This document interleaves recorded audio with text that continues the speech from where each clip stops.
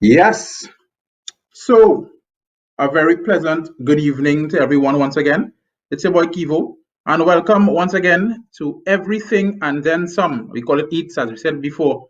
We bring the eats, you have the drinks, and this is some good discussion with some fantastic people brought to you by Trinidad and Tobago Unit Trust Corporation. Thank you so much, Unit Trust, for giving us this platform so that we can share ideas and give you good food for thought.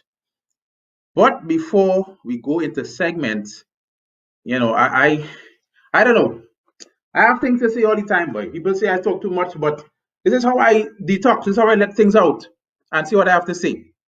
So everybody knows Kivo to be the person who don't play with money. I do not play with my money.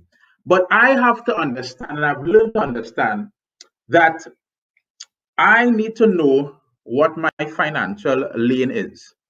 What do I mean by that? There's two name money and there's one name money. Two name money and one name money. What does that mean? Two name money. Dolce and Gabbana, Jimmy Choo, Ralph Lauren. That is two name money. I have one name money. Nike, Puma, Detour, Rattans. That's the kind of money I have. So I know the kind of money I have. I know how to spend that kind of money. I'm not at the two name money level yet. But some people don't understand that, right? They don't understand what that is. And I learned that money is important and managing money is important. Basically, I learned that from one experience. I'll tell you what it is. Now, when I was going to school, every day I would buy the same snack. It was a kiss cake goodie and a pack of juice. It came up to $5.50. I go in by the parlor every day, Monday to Friday, kiss cake goodie, pack of juice. And every time I go by the parlor, the lady have no change. I give the lady $6, she have no change. And when a parlor have no change in Trinidad and Tobago, what do? They offer you mints. Right? They offer you mints. Why? I don't know. So for 3 weeks, your boy Kivo just collecting mints in his bag. I's mint man. Right? Whole week is just mints. So I say, all right, I'm gonna organize myself and have exact change next time. So the end of the month, I'm going to buy the same thing. The kiss cake goodie and the juice. I had $5.50. I put it down, I walk away. Lady stopped me. She said, hey, where you going? I said, lady, what's the problem? I said, it's $5.50. I give you. I don't need no change. She said, the price gone up. It's now $6. I said, well, I don't have any change. So I give the lady 2 mints. And she with me. Lady, is your mints? It's the same mints from last week. What's the problem? Let's take it back. So why you can give me mints and I can't give you mints? Madness. Madness, I tell you. Wickedry inside here. I don't play with my money. Why I must give you my money again? Take back your mints. Anyway, whatever. So let's go into some segments, right? As I said before, you'll enjoy the last episode. More people coming on to give us some good information. So let's go into our next episode and our next presenter. This is called the Jiggy segment.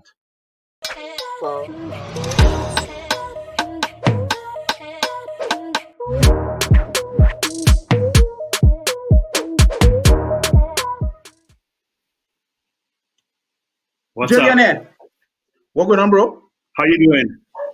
I'm good. How are things? How are things with the COVID-19 situation? Your your beard looks crazy. Yeah, dog. It is. It is. Yeah. It's a unique style. Unique style. I like it. I like it. I like Yeah, it. I like it. It's a new thank look for you. I like it. thank you very much. Man, it's been amazing. We've had beautiful weather. We're now starting to get a little bit of rain. It's Mm-hmm. mango season, and Yeah. as of this week, it's also doubles and KFC season. Ah, So boy. we're in a good place. Mm-hmm, How are mm-hmm, you? mm-hmm. That's a good place. I'm good. I'm good. As you rightly said, Perfect. Doubles and KFC has made a comeback, and the weather Yeah, is perfect. And it's just to roll with the punches and be creative. And I know you are a yeah, man in the creative arts, and I just want to yeah. get into that right now and ask you a few questions about that. If you don't Let's mind. go. Yeah. Let's So go. Jillionaire. First of all, that name Jillionaire. Where did that come from? Ah man, a friend of mine. It was kind of a joke in that Uh-huh. I used to have a bar on Arapita Avenue, and it was an old supermarket called the Romani Supermarket, and we did a Okay. full renovation restoration on the building, and it's a Right. main street, so my friends would pass back and forth, and then Mm-hmm. one day I we it was all boarded up, so we were doing the repairs, Mm-hmm. and then we took down the galvanized sheets. And my friend passed and he Right. put the window down and he said, "The place looks great. You're going to be a millionaire." So I said, "No, I want to be a Mm-hmm. Jillionaire." But then every day you would pass and he Ah. would say that, and it kind of stick. Wow. So I never did make it to being a millionaire, but at least I can be a Jillionaire in the meantime. Nice, nice, nice. Well, that could happen. That could happen anytime soon, bro. But as we Yeah. all know, Jillionaire is a household name internationally, and as we know, you were with Major Lazer. So tell me, what was that experience breaking into the international music scene? Um, I think that there's a misconception locally Uh huh. about this whole idea of breaking into the international music scene where we have a genre of music that we have created and we've been able to take all over the world Yeah. since the 40s and 50s, and Sparrow and Kitchen and so on performing for the Queen, and Mhm. artists traveling to the ends of the earth, to the Africas and to the far corners of Mhm. Europe and even China to perform in front of thousands of people. So we already have an art form that has an international, a global appreciation, Yeah. and Yeah. we should not lose sight of that. I agree. What I was able to do I was able to bring it to a brand new audience and provide a little bit Mm-hmm. of context. So Okay. people that may have never been to Trinidad or they've never been to the Caribbean, now they have Mm-hmm. some context for Caribbean culture, for Caribbean music, for Trinidad culture, for Trinidad music, and then it's up to Mm-hmm. them to go out and do the research and discover the Masha Montanos and the Kesses and the Bunji Garlands and you know the Freetowns and all the other local artists who we work with, Swappy, etc., etc. So that was the first part of what I had to do, and then the second part of what I had to do was be able to create an environment where those artists and those members of the local creative force could reach new heights. Okay, okay, great man. So since you have been doing music and been able to travel, etc., and experience different things, what would you say is your single most greatest, greatest achievement? Sorry, single greatest achievement. Man, my single most greatest achievement. I know Mm-hmm. just the fact that people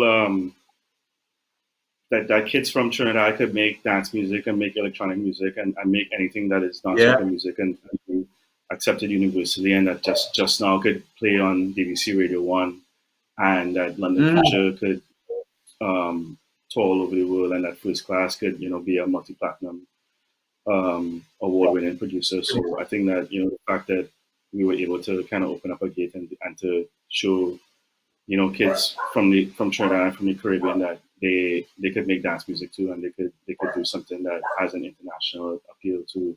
It's probably the thing that I'm Yeah. happiest about. Okay.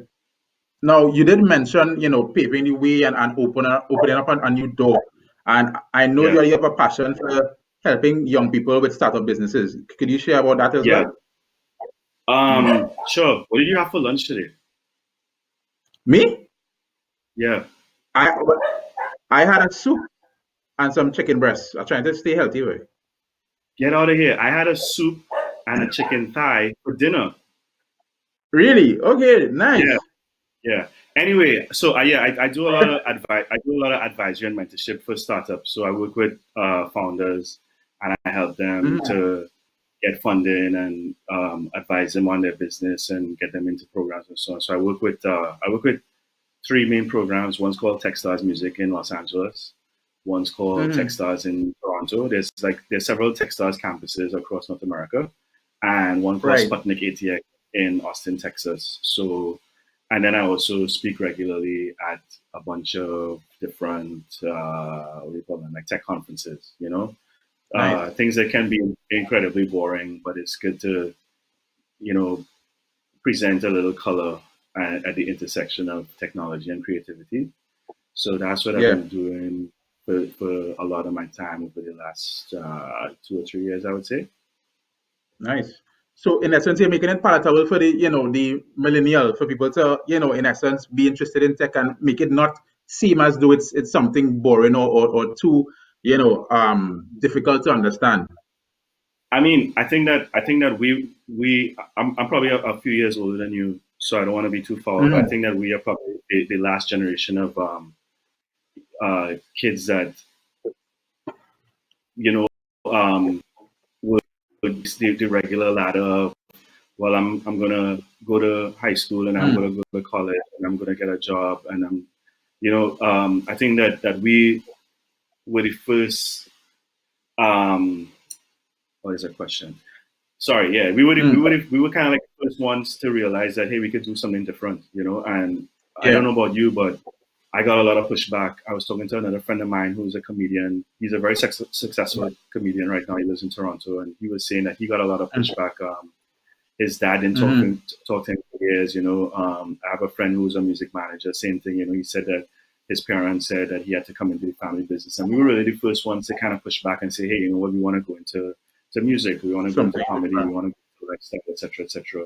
But now Correct. that now you have more and more kids that are coming up that are 16, 17, 19, 21, Yeah. 22 years old and saying, listen, like I have this idea. I want to be an entrepreneur. Mm-hmm. I want to Yeah. create something. So it's important Mm-hmm. for us who have the experience and the foresight and the relationships and the connections to be able to share those connections and to share Very that true. foresight and help them grow into Mm-hmm. that space, into this new space. That really only it's really it's cool now to be an entrepreneur. It's cool now to have your own app or your own Correct. uh, company, Yeah. etc., etc. Like for me coming up, that wasn't a very like a universal imperative. But I think that now, Right. you know, kids are looking at it and saying, I could do that too, and it's important for us to be able to help them, for us to facilitate that. Definitely. Definitely. Now, let me ask you two questions, right? I think they kind of tied in. Someone is asking, any advice for budding artists on getting started without a budget, all right? And then someone asked about networking and how did you build your business through networking? So you could probably touch on both of them short before we wrap up. So the first one is really about advice for budding artists on getting started without a budget, and then the other one is about networking. I mean, I don't know. I don't know what you need a budget for because your computer got you could download some crap Mhm. Fruity Loops for free. You could Yeah. make a beat and you could record it in your bathroom and you can put it on Hmm. sound. You can upload it to YouTube. There's so many things that you do. So I mean, the resources are there. I wouldn't necessarily say that it's really about having a big budget. I think that that's a misconception. I think that any business is going to require growth, and Yeah. we need to move from this idea of feeling like, oh, like if I want to do this thing, like this dude has to come and hand me, $10,000 or Hmm. $20,000. Somebody has to pay for it to work. That's not Hmm. nobody never gave me no budget. I don't think that anybody ever gave you no budget. You Yeah. work to a point where people see the value in what you do. They see the value in Yeah. you as a person, and then they're willing to invest in that. So the money's gonna come, but I'm not really out here saying like, oh, this is a shortcut to get some free money so you can kind of Correct. Correct. chase. You gotta still work at it, and you gotta hustle. So I don't really have like a unlock all doors kind of answer for that question, but I do believe Hmm. that you use the resources that are available to you, even if that is, building your base on Instagram, building your base on SoundCloud, whatever Right. platform you use, and just continue to put music out, continue to persist, and eventually somebody's going to see the value in what you do and take notice.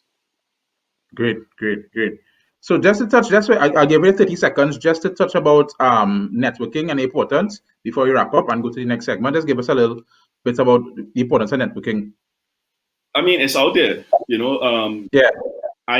If you go on Instagram, you send them a message. Everybody on Instagram has a little contact thing. You send them an email. You message them on Twitter, on I don't know, Facebook, whatever it is. We have so many ways to connect with people now that it's just like, again, you got to do the work. I think that unfortunately a lot of people kind of they're looking for direction, but then they're also looking for somebody to tell them, well, hey, like, okay, we'll just do this, and they do this is you gotta hustle. In the same way that for you, it's like you want to connect with another comedian or another personality to do a bit. You just message them on Instagram. You say, yo, I follow you. I'm a big fan of your work. I like to check out my stuff. Maybe we could do something together. You're a music producer. Hey, I really like what you do.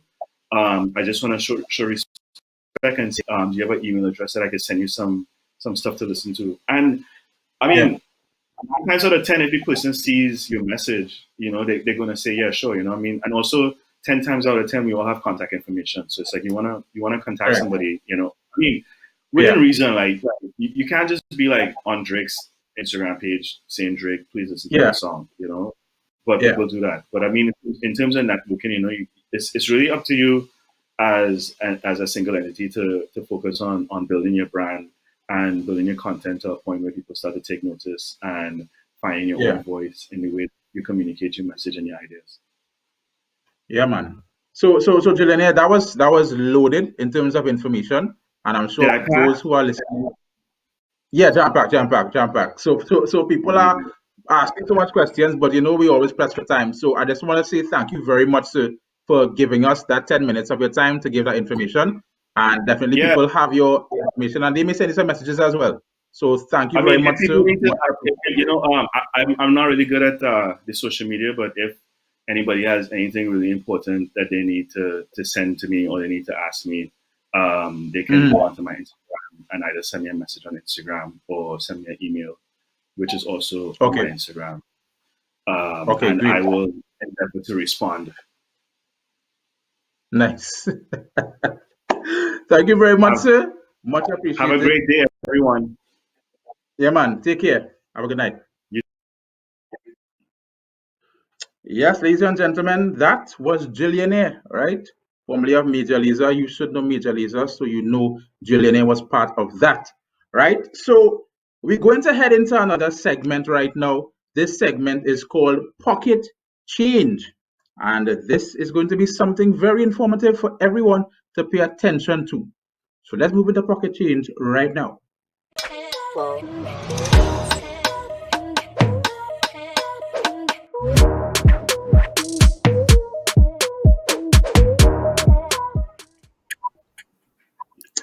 A pleasant good evening. Hello. Is this Nicole Williams? How are you?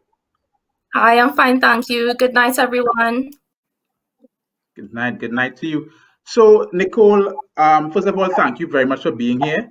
And let's get right into it. A lot of people have been telling me that there's something called a money personality. And from what I'm hearing, you are an expert in money personality. Well, what basically is that? Because I didn't know that there's a money personality. Yes, indeed. So to cut it a long story short, as we go through life, the experiences that we have would have played a key role in the development in the habits and attitudes that we have towards money.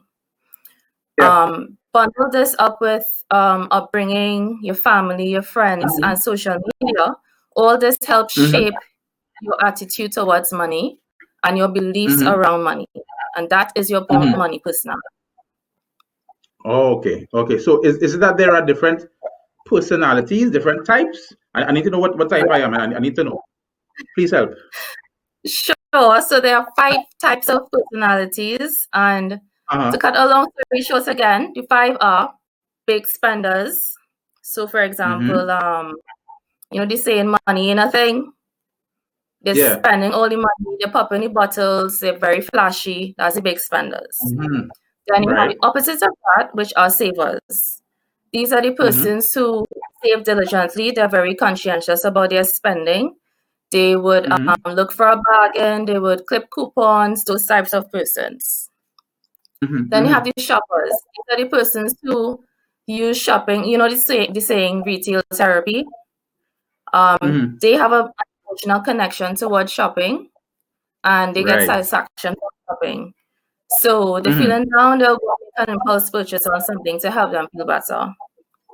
And the fourth person is a debtor. This is a person who doesn't pay attention to their spending habits. They may swipe their credit cards all the time and not paying attention to what they're spending on. And at the end of the month, their salary goes back into paying their credit card debt, for example. And then the final person is an investor. This is someone who is very keen on minding their business when it comes to money. They are very diligent in budgeting, and they seek to look for the future. They plan for retirement, and they're very smart with their money. And those are the 5 types. So based on those 5 types, which do you think you fall into? Well, I would say the last one, definitely. As I said before, I really don't play with my money, but I do have little spurts of the big spender sometimes to reward myself, and the little spurt of, in a sense, I'm feeling down, I might buy something, but it's not, in those big numbers. I might buy a chiller, I might buy an extra box of fries, you know what I mean? That kind of thing. But yeah, that's normal. That's really normal. If I can share my personal experience, I grew up with the mentality of saving. The motto in my house was save for a rainy day. I was taught to eat home before you leave, because you wouldn't want you don't want to be spending money outside. You have food home, don't spend outside. Make a list before you go to the supermarket of the items that you need, versus going to the grocery, picking up all sorts of things, coming home, and you can't cook 2 meals because you don't have enough ingredients to do so. So I think I'm mixed as well. I think I have dual personalities. My upbringing was to save, but I found myself when I was younger saving, but I didn't have a goal in mind. So I would save, and then I'll be influenced by YouTubers or YouTube influencers who would highlight the latest makeup palette and the latest outfit from Zara, and I'll go out and buy it. So I was saving, but I spending at the same time. Now that I'm older and I'm wiser, I have short-term and long-term goals in mind now. So at the end of the day, I had to change my habit. So now I'm saving towards a goal. My short-term goal at the moment is to travel. My long-term goal at the moment is for retirement planning, and to one day own my own home. So, like yourself, it depends on your circumstance. It depends on where you are at in your life. And as I said before, I would have been spending, but now I'm more aware of my habits and I'm focused. Yeah. Now, how important, people have been asking, I'm seeing some messages here, how important is it to know your money personality, and how do you go about changing it if it's something that could be negative in essence? So it is very important or helpful to know your attitude towards money, because it could help you, but more importantly, it could hinder your goals. If you don't know what you are and you don't know what direction you're heading into, it could really hurt you, especially in the long run. Where as young people, you're young and you're living once, and you know that whole mantra. So you spend wisely, and then when you cross a certain age, you look back and you say, wow, now I want to own a house and I don't have a down payment put aside because I was spending wildly then. So knowing your personality would really, you can take a look within yourself and say, hey, I need to change my habits because I don't want to reach 50 or 60 retirement age and I haven't put aside anything. Yeah. That's very true. That's very true. To answer your question of changing it, I mean, your personality doesn't define your life, right? You can always change it. As I said, look to yourself, assess your goals, your long-term, your medium-term, your short-term goals, and plan for your future. Plan towards your goals. Yeah. So that was some really good information. I had no idea that there were personalities. I hope there's a personality test that probably UTC could do. They could create a personality test that people could know their personalities. That'd be great, and eventually we could have people coming to the UTC for good financial advice. So this was absolutely fantastic. Thank you very much for that. And we definitely look forward to hearing from you soon. Yes. All right. Same here. Have a great night. Thank you very much for coming on. Bye, everybody. Yeah. All right. So that was Nicole. So people, your money personality is important, right? And I should have asked Nicole this, what is the money personality of people who borrow money from you and don't want to pay back? You understand? If you borrow money from somebody and you know you are owing, you are overdue, you should not be in the mall buying clothes. You should just go to work and go home. You out here buying jersey and jeans? Madness. As a matter of fact, give me the jeans. Why are you out here buying burgers and fries and you owe people money? What kind of personality is that? The other personality that I don't like, this is why I don't like group limes. We go on a group lime. We go on TGI. You know it must have a tax to pay. You put exact money and you know it have an extra little, a little something, a little cost. You had to put extra to pay for the tax and tip the people. Why are you making so? That's why I like group lines, because everybody calculating. This is mine. I didn't buy this, but you buy mojito. You buy mojito. Why we so? Fix that. I don't like it. So whatever personality that fall into, get rid of it one time. Madness. Anyway, let me calm myself. Right? I don't want pressure to go up. Right. Good. Bring some okra water for me there before my pressure go up. Some okra water. Nice. Thank you. Now, let's get into the next segment one time. Right? We had some good information from Jillionaire and Nicole. And now we go into the big to big segment with another well-known artist. Big to big is up next.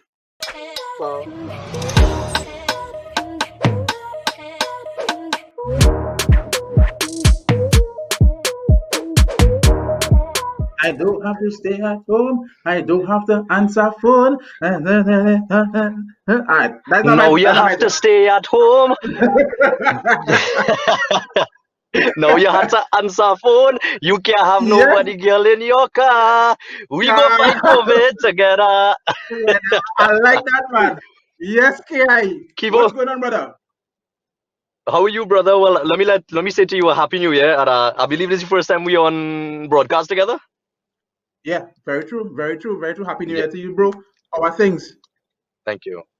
Things are, I mean, all in all, things are excellent. I have life, and woke up another morning this morning. I'm in Toronto right now, where I also reside. I'm with my family, and boy, things just here, it's all over the place. I listened to Jillionaire speak, and your guests and everybody, and everybody's making so much sense. Right now, we're just in a place in the world where you don't know what's going on. You're going to sleep and hoping when you wake up in the morning, what you see on the news will be better news, boy. It's a scary time. I'm out here. Everything is closed down, and especially, I mean, I could talk a lot on behalf of entertainers. I know how hard we got hit this wrongs as well as everybody else too, man. So we're just here holding on, and I'll just have a lot of reading and receiving at this point in time.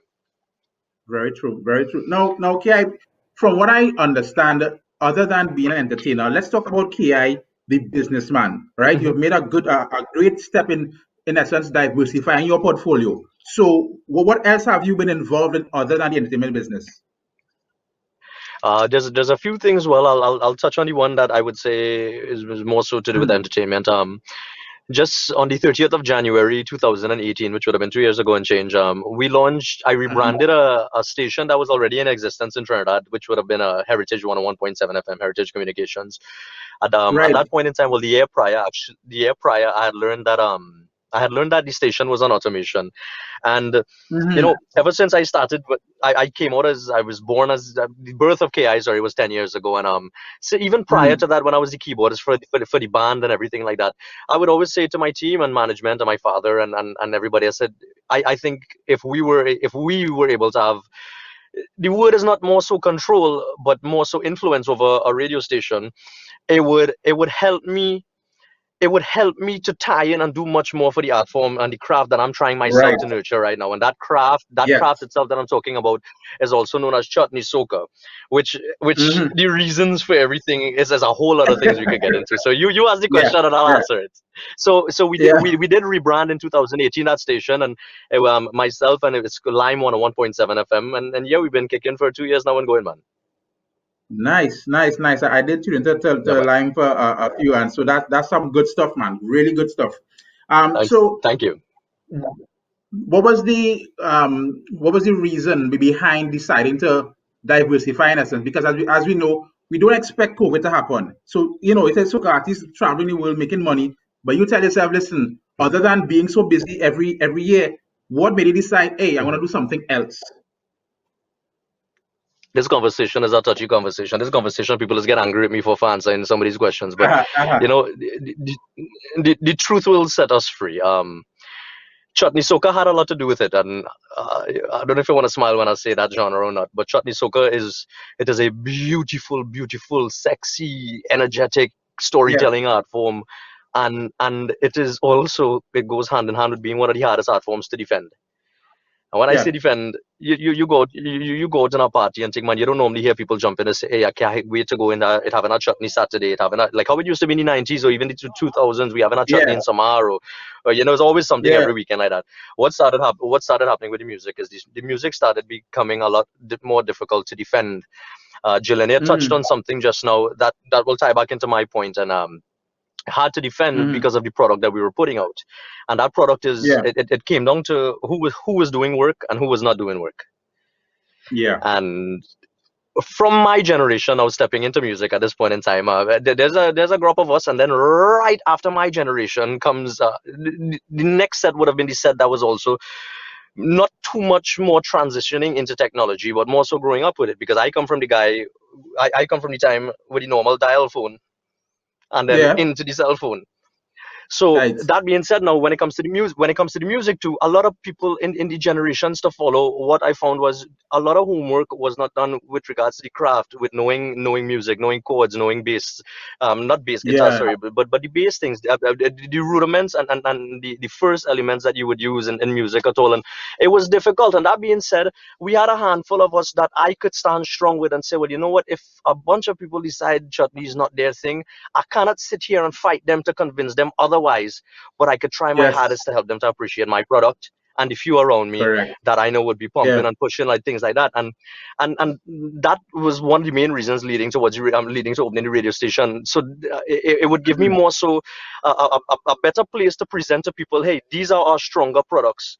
Now, at the same time, the younger artists I was talking about too, I was hoping that it would be able to assist them in saying, what, this product playing here, why is that product different? And it's not so much quote unquote mafia or anything like that. It's not nothing like that or anything.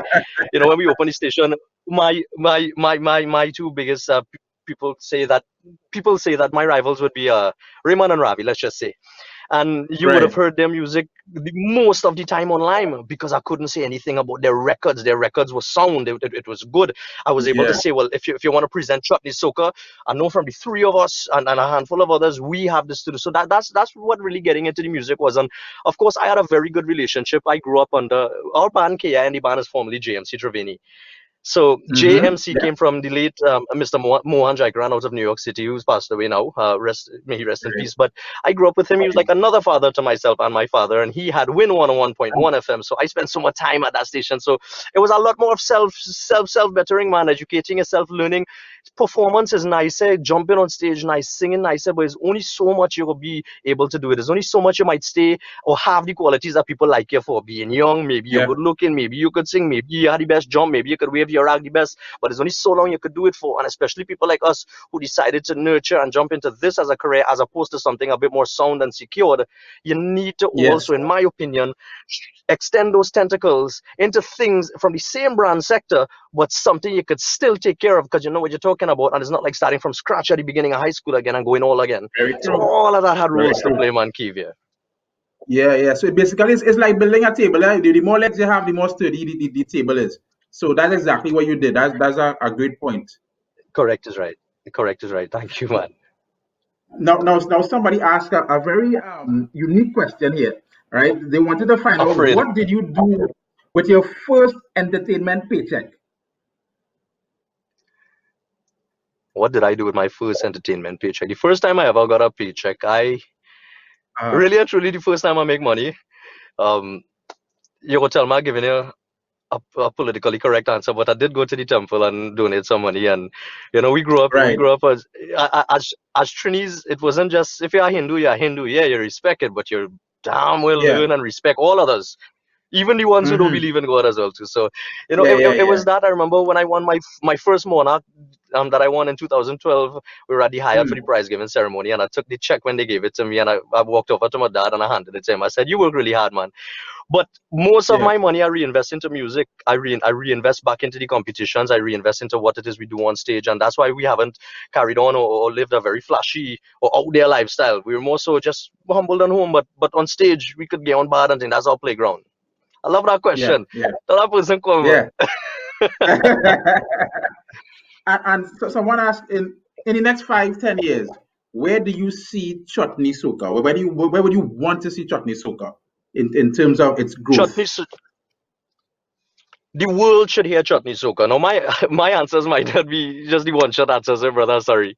The world needs to hear Chutney Soca, and my answer to that is I'm gonna work my hardest to show them why they need to hear it. And when I say the world now, we're not necessarily talking about the 7 billion people that are alive right now. We're talking about the fact that our diaspora is huge. We are everywhere, and everybody else from the world is also everywhere. It's getting everybody else to appreciate the beauties of our culture. Chutney Soca music is storytelling, for instance. If you listen, this year my song is I Don't Have No Money. She tell me don't worry, I don't want a house. She don't want a house or a wedding. She does only come for one thing.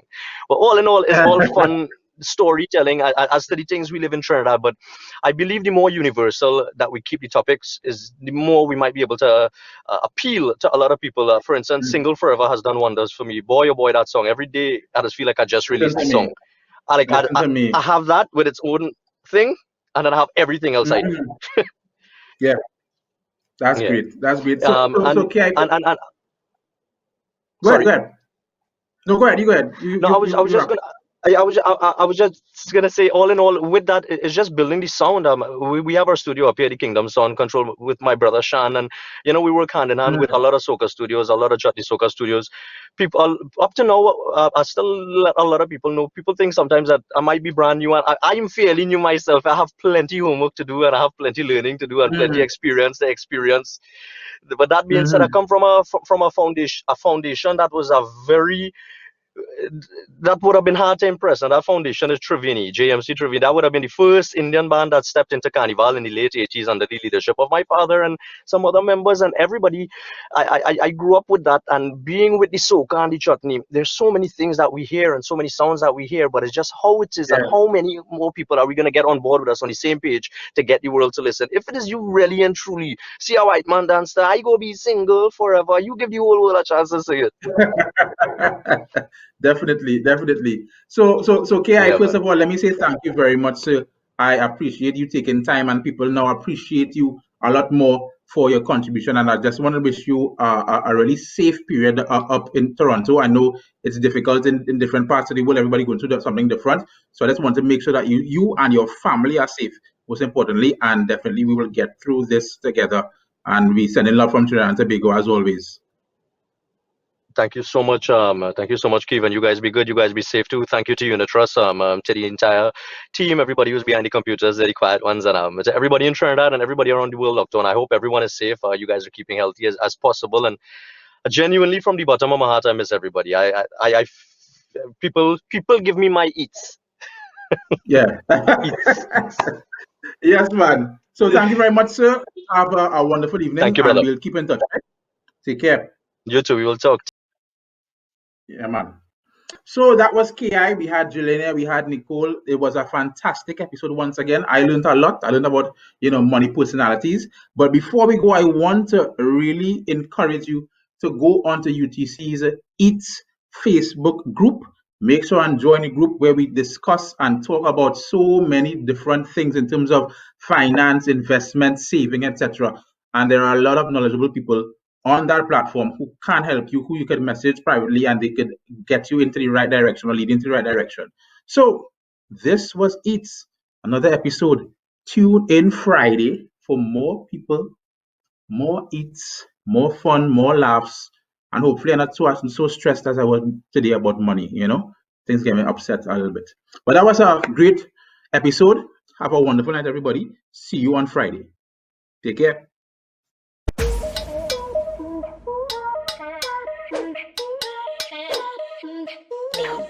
Well,